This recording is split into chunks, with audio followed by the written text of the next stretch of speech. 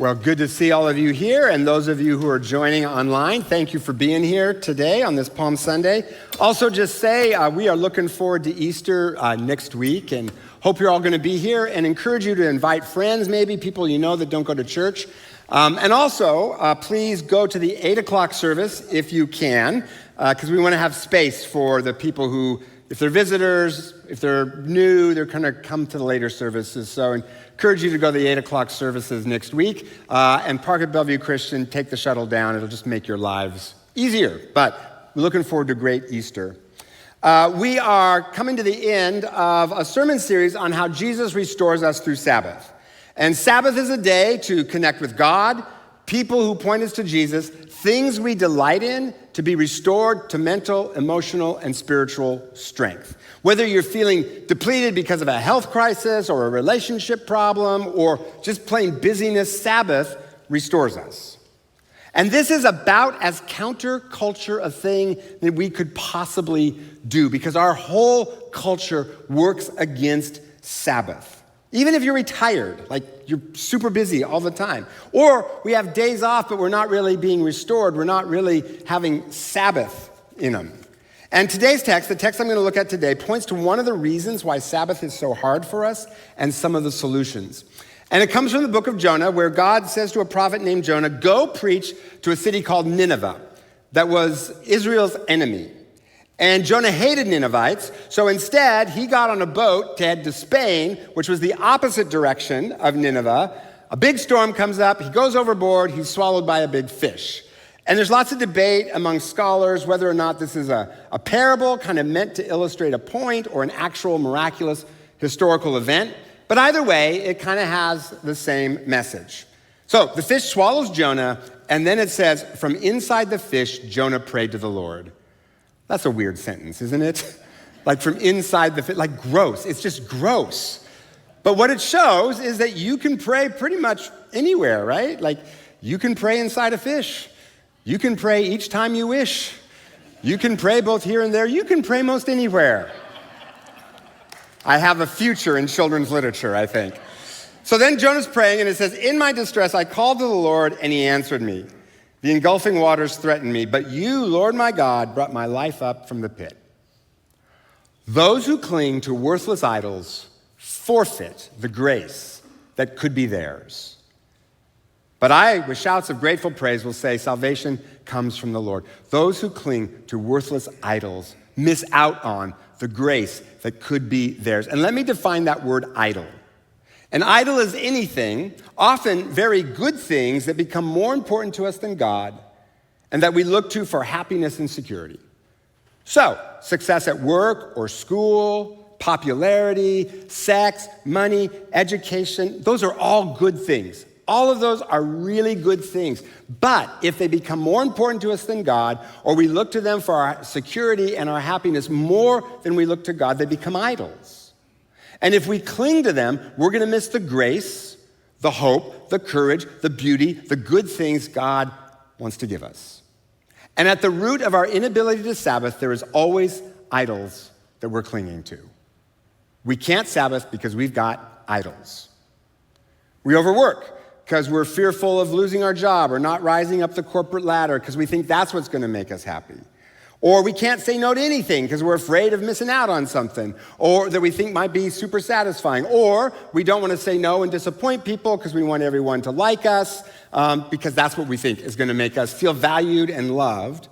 Or maybe we have lots of time on our hands, but we don't actually Sabbath, and instead we scroll social media, binge watch TV, because our idol is entertainment rather than connecting to God and the people we love to be restored. At the root of our inability to Sabbath, there is always an idol, something we are trusting more than God to make us happy and secure. And this is one of my favorite verses in the Bible because I just think it's so true. Those who cling. What a great word, right? Not just hang on to. Cling, it's a desperate word, like clinging to a lifeboat or something, right? Those who cling to worthless idols. And in other translations, it'll say lying or deceptive idols. For instance, a common problem a lot of families have these days is that the number of hours kids spend in sports and other activities has skyrocketed over the last 25 years. It's practice every day, multiple games a week, often on Sunday morning for kids as young as 8 and 9. Often they're out of town, the games, right? And that's fueled by a couple of things, but one of them is an unexamined assumption that securing our kids' economic futures is more important than many other things. Because the way you get into a good college isn't just to have great grades, it's to have lots of activities on the resume to show that you are a, quote, well-rounded person. Now, if you're a parent, you may not be motivated by that, but a lot of people are, and that's what's driving the rise of select teams and all the stuff that's so time-consuming. And everyone else is doing it, and we don't want our kids to miss out, and our kids don't want to miss out. So families are flying apart because you got to get Johnny to baseball practice, and little Timmy has his Sanskrit lessons, and we wouldn't want him to get behind in Sanskrit lessons, right? Nobody has time to connect with anybody. Kids, parents, massively stressed out. Let me tell you where that ends. I taught at one of the most elite universities in the world, Stanford. And what I saw there were 20-year-olds who were emotional train wrecks, massively stressed out because they're saying yes to every opportunity. They don't know how to say no because that's how they got into Stanford, was having all those activities, right? So they're afraid to stop. Nobody ever taught them how to choose between multiple good things. They're having midlife crises in their 20s. Now, not all Stanford students were that way, but a lot were. All their frantic efforts were making them miserable, but everyone was saying, you're living the dream, you've made it to the top, you should be thrilled. The idols lied to them, promised so much, delivered so little. And what's true for families with kids is true for the rest of us in one way or another. I know a lot of adults who have achieved everything they ever hoped to achieve, but they're still not satisfied, still haven't found what they're looking for because their idols lied to them. They were nightmares dressed as daydreams. And right there, I just made several musical allusions spanning a 40-year time frame in just 2 sentences. Observe the mastery of my craft. You can, Bono and Taylor Swift in 1 sentence, yeah. Those who cling to worthless idols forfeit. That means miss out on the grace that could be theirs. And grace means lots of things. It can mean a lot of things that we miss out on. But one of the graces we miss out on is Sabbath and everything that comes from Sabbath, like peace of mind and meaningful relationships because we have time for them, deeper connection to Jesus, joy and delight and restoration is the grace we miss out on. What are you forfeiting because you're clinging to some deceptive idols, which are just making us busier and more stressed out and demand more and more of us? See, God dreams bigger dreams for us than we dream for ourselves. Today is Palm Sunday, where we remember when Jesus rode into Jerusalem and the crowds were shouting, Hosanna, which means please save us. But then just 5 days later, they were the same crowd shouting, crucify him. And the twin idols of nationalism and politics were on full display that day, right? Because they were shouting, not because he was God, but because they thought he was the political leader that was going to lead them to military victory and kick out the occupying Roman Empire. That's why they were shouting. And when he didn't do that, they turned on him and wanted him crucified. They dreamed a political dream. They dreamed a nationalist dream. But what Jesus dreamed for them was so much bigger. Not a political victory, an eternal victory. Where because Jesus dies on the cross to pay the price for our sins, to solve our estrangement problem from God, and then rose from the dead, and if we follow him, if we believe in him, we'll rise from the dead as well, right? He didn't just beat Rome, he beat death. So much bigger than a political or a nationalist victory. God dreams bigger dreams for us than we dream for ourselves. And one of those dreams is restoration, Sabbath, time for connection to Jesus, meaningful relationships, things that we delight in, so that we can be restored. So then what's our role in that? How do we do that? What do we do? Well, there's one thing that we can do, and that is loosen your grip. We've got to loosen our grip on all of our idols that are keeping us from being restored. And we can loosen our grip in a couple of ways. And the first is the one we've said throughout this sermon series because it's the key to Sabbath, and that is to trust in the all-sufficiency of Jesus. The last line of Jonah's prayer is, salvation comes from the Lord. not from our jobs, not from how many followers we have, not from how popular we are, not from how much money we have. Salvation comes from the Lord. And as long as we think all of those other things are going to secure our happiness and our future, we'll never be able to be restored. We will be slaves to them, working harder and harder to get ahead in some way that we think we need to get ahead because we don't trust Jesus for our ultimate security and future. A number of years ago, and some of you probably remember this, the Mariners played an epic game where the starting pitcher, Wade Miley, gave up 12 runs in just a few innings. Okay, so if you don't follow baseball, just so you know, a typical score is something like 6-4. So if a pitcher gives up more than that, it's a really bad day. Giving up 12 runs in just a few innings, that is a catastrophe, right? So the Mariners were losing very badly. The manager took Miley out of the game, put in a new pitcher. The Mariners rallied, scored 14 runs, and won the game. And afterwards, Miley, the starting pitcher, said with a perfectly straight face, "Yeah, I knew if I could just hold him to 12 runs, we had a chance." Okay, it's a little bit like that when we follow Jesus. Like when we screw up, when we don't get something done perfectly, when we miss something, like Miley's teammates, Jesus is there and he helps us rally and get to where he wants us to be. Maybe not where we want to be, but where he wants us to be. You can take a day off. You don't have to do everything perfectly. And if that means you don't perform as well at work or school, or disappoint people by saying no, or not everything gets checked off that wonderful to-do list you have, it will be okay. It will not ultimately interfere with God's plans for your life as long as you continue to follow Jesus. Second way to loosen our grip on our idols that keep us from restoration is to count the cost. Now, if you're like me, when you hear preachers say things like, do what Jesus says to do, give generously, forgive your enemies, take a Sabbath day every week, you might sometimes think, that's so hard. That's so hard. Now, if you think that, I just want you to know, I think that too, about my own sermons, even as I'm writing them. We are so good at counting the cost of following Jesus, and we so rarely count the cost of not following Jesus. What's the grace, the beautiful things you're missing out on because you're clinging to some deceptive idol? And I got lots of idols. I'm preaching to myself in this one. You're just overhearing me talk to myself. Maybe we're missing family memories because we're all so busy going this way and that way, we can't make them. Maybe we're missing out on meaningful relationships because we're too busy to have them, or we're damaging the ones we do have because we're in get-it-done mode. Maybe because our version of Sabbath is binge watching something, which ultimately doesn't restore us as much as being with God and with other people, we're not being restored. If you've gone through this sermon series on Sabbath thinking, I've got too much to do, I can't possibly afford to practice Sabbath, I would respectfully suggest you can't afford not to. Because this pace is killing us. It's pulling families apart. It's part of the rise of anxiety and depression. It keeps us from God, robbing us of restoration and wholeness. And then the third way to loosen our grip on the idols that keep us from Sabbath, we have to ask the question always, what's most important? Because our schedule is just a synonym for our priorities.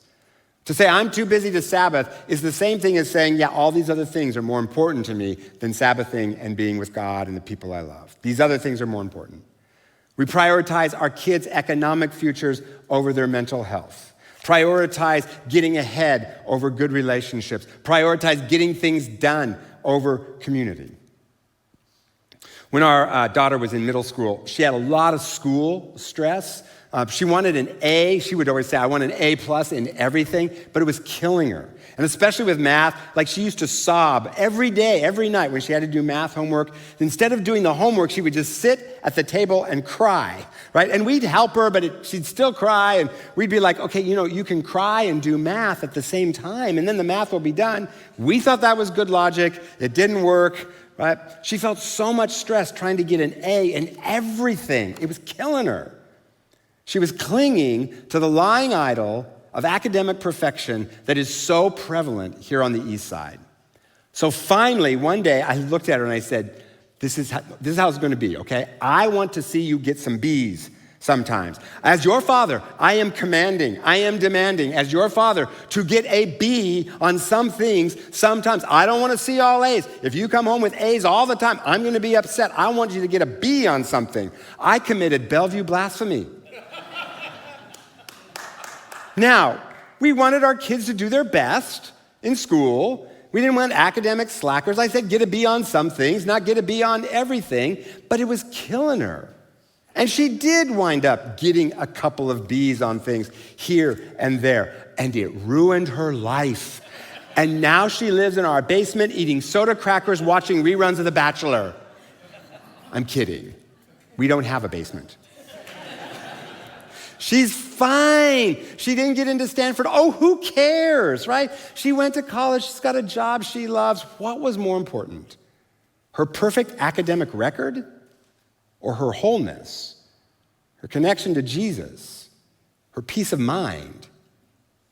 That's why my wife and I limited our kids to one activity at a time to teach them the skill of choosing between multiple good options. We deliberately chose less competitive teams so they wouldn't have all that stress until later on when my son, he was in high school, joined a more competitive team, but not until he was in high school.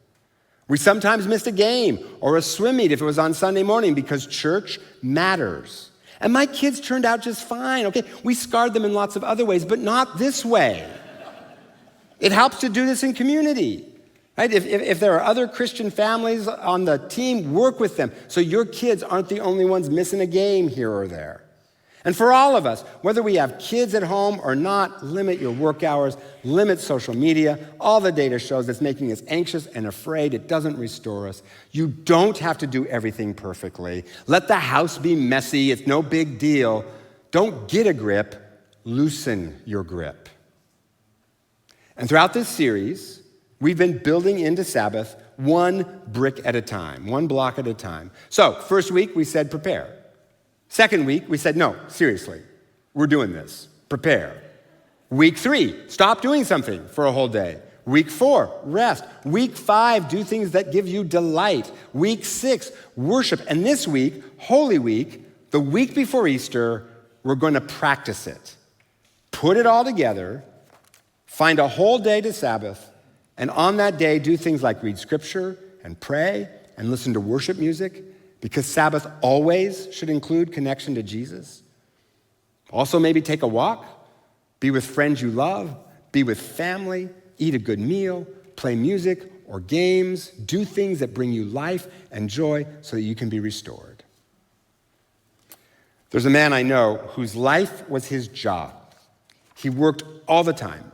And it was straining his marriage and his relationship with his kids. And then his company announced that they were going to have to do layoffs. So he doubled down and started working even more, trying to make every project perfect to prove that he was way too valuable to lay off. He was clinging. In the meantime, forfeiting relationship with his wife, his kids, his friends, his own mental health, his connection to Jesus. He was irritable at work and at home, always snapping at people because he was just in get-it-done mode all the time. And guess what? After all of that, he still got laid off. And he was devastated. And he couldn't find another job for a really long time, which was scary because money was getting kind of scarce. But at the same time, all of that drove him to pray a lot more.